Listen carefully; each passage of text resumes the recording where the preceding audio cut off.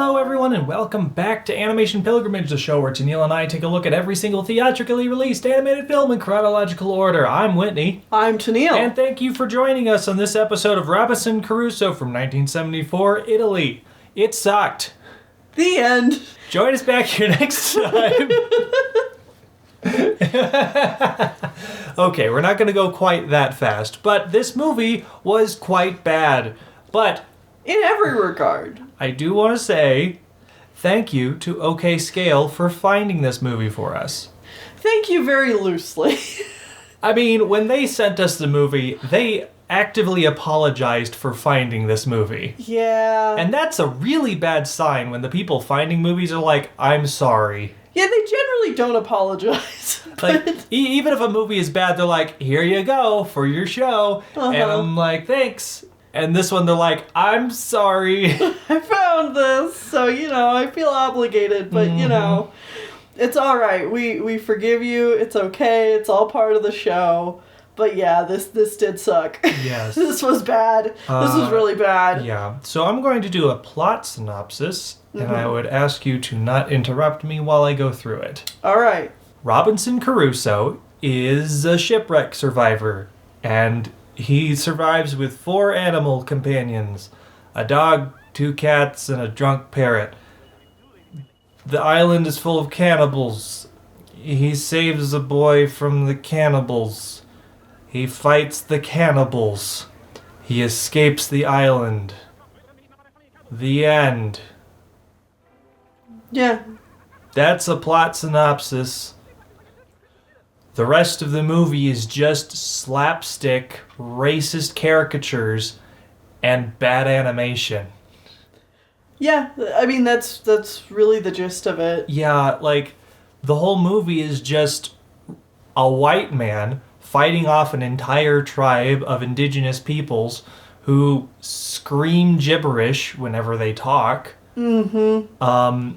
Teaching this poor indigenous boy how to be a real person. And dumb slapstick with a drunk parrot and the cats who constantly make out and a dog that sleeps all the time.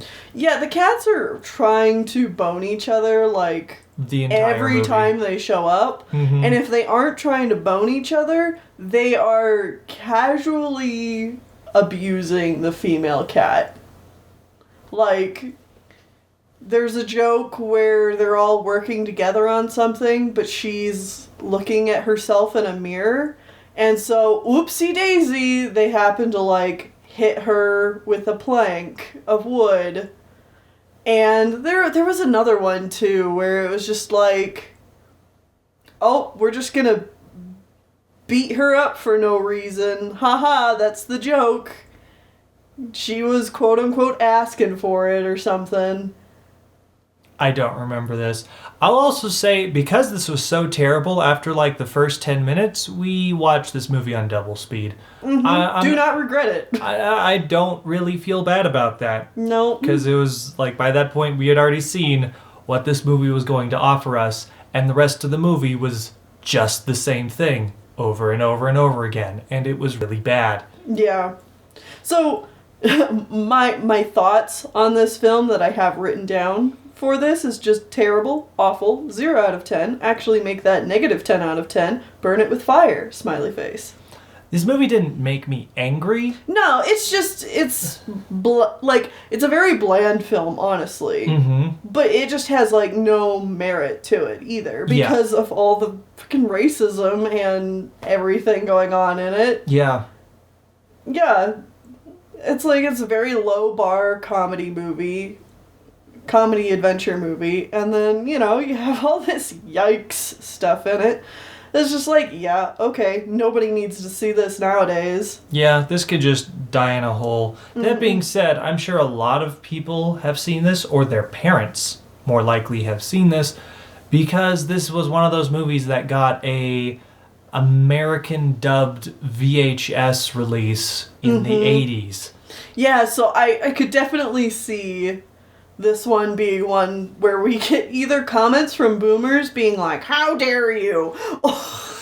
Yeah, I'm already expecting to get one or two of those on this one. Because whenever we insult an old movie that boomers grew up with, there's always a couple that show up and like, how dare these sexy furries? Sorry, that was still one of my favorite comments. Why are these sexy animals in front of the movie? Yeah, we also get a lot of boomers thinking that for some reason we're going to show them the movie. Yeah, it's like, no, this is a review show. This isn't the movie. No. You're not... Sorry. You're not, quote unquote, supposed to find films for free on YouTube. I know you can, but...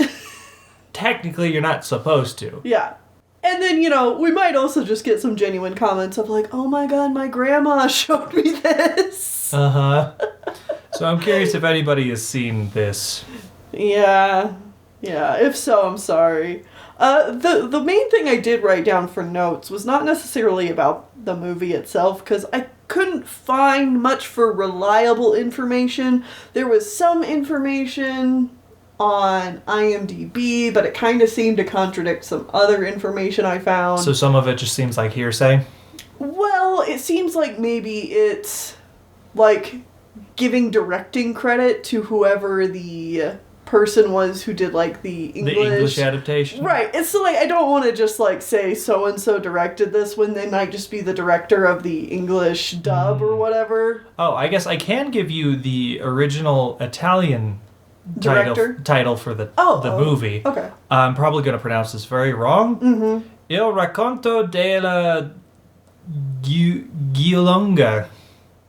Sure. Ghiongla.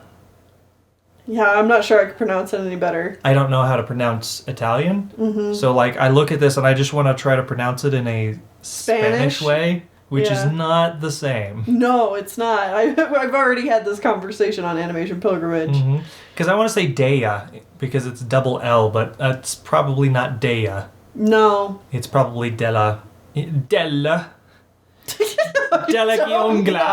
Oh no, Whitney, stop. Okay, that's falling into me doing a really bad Italian accent too, which I shouldn't do. Yeah. What I was going to talk about was a little bit about the history of the book, because I think this is the first Robinson Crusoe adaptation we've had on Animation Pilgrimage. I mean, that sounds correct to me. Yeah. So obviously, this is based on the book of the same name, which was a book released April 25th, 1719. Very old book. Yeah, it's considered maybe one of the earliest works of fiction, and it's definitely false. Okay, sorry. I'm calling bullshit on earliest. Like a novel, like a published novel. Okay. Not fiction as a concept. I was like, that's not the earliest fiction. No, like a published novel fiction. Like that kind of thing. The Bible's sitting right there. Sorry. You're calling this the earliest published piece of fiction. Look. Sorry, I don't know why I need to throw that joke in there. Let's go on. It's also credited as one of the earliest, or maybe the beginner of, the realistic fiction genre. So, the kind of fiction that you read, and you're like, oh, is this actually just a true story? Oh, wow, it could have happened. That kind of thing. Mm-hmm. It is, which the book is partially based on true stories of castaways, particularly the story of Alexander Selkirk, which was a real person who was marooned on the island Mas Etera, which is nowadays called the Robinson Crusoe Island. Of course. I mean, you shouldn't feel too bad about it, because from what I could tell, Mas Etera is just a Spanish name that Spanish explorers gave the island, and it sounds like nobody actually ever really lived on that island. They can't find proof that neither Pacific Island peoples or Native American peoples ever really lived on this island. So it was always just an abandoned island. Yeah. Okay. Yeah. So it got its name changed to the Robinson Crusoe Island, and even today, which this is a very outdated population record. It's from 2011. Okay. But apparently in 2011 there was about 860 people living on that island. So, Okay, I can Very only small assume it's like a community. tourist trap. yeah, sounds like they have like some tourism, because obviously they renamed the island to Robinson Crusoe Island, so you wouldn't do that unless you're trying to attract tourists. Uh-huh. And then otherwise, it sounds like it's a very like it's like a fishing port island, and like they export a lot of like lobster and stuff like that. So Okay. yeah, All right. I thought that was more interesting than this movie. Yeah, So certainly you know, we can learn something today. Yay. Anyway, I think that's it. Yeah, that's it. Don't watch this movie. So instead, join us back here next time as we stay in 1974. Oh really? And we're watching one of the longest titles we've ever had on Animation Pilgrimage. Oh God, I hate the long titles. What is it? Okay, so part of it is, I think it's a direct... The English title is a direct translation of the original Italian. Okay. Because this is another Italian film, but it's Wow. also from France. Like, it's Okay. an Italy-France co-production. Mm-hmm. But the direct translation, I think there's an easier way to say this, but I've lost it. But anyways, The Turn of the World of the Sweethearts of Paynette. The Turn of the World of the Sweethearts of Paynette. Paynette. I think it's a location or something. Okay. It's I think the more correct translation is something along the lines of the lives of the Paynette sweethearts or something, Right. or something closer to that, Uh-huh. where it's the Paynette sweethearts something. Right. So it's a lot shorter and it gets the same idea across, just for like English. But either way, let's watch that next. Yeah. Alrighty. See you then.